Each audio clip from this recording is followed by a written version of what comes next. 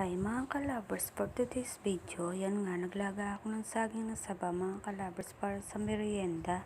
Ayan na nga mga kalabers, fast forward nga tayo, yan luto na yung aking saging na saba na nilaga. Ayan pala, dito ko pala i-prepare yung merienda ng baby lovers ko.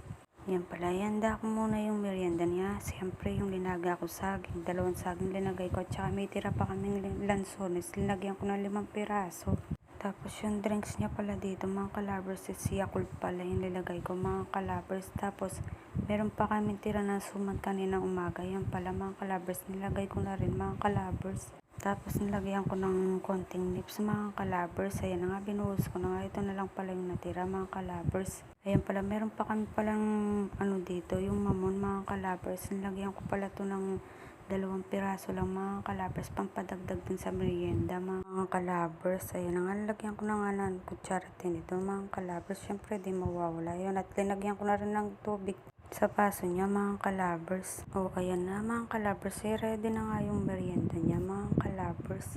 Nasa school pa po kasi siya, handa ako na talaga para ready na pagdating niya. Yan na nga siya mga kalabers. O tuwang tuwa pa talaga, di pa nagbisa yan, nakumpisa na akong nagmerienda at tuwang-tuwa sa ginawa ko mga kalabers. O, merienda po tayo mga kalabers. O, salamat sa panonood mga kalabers. See you next vlog mga kalabers. God bless.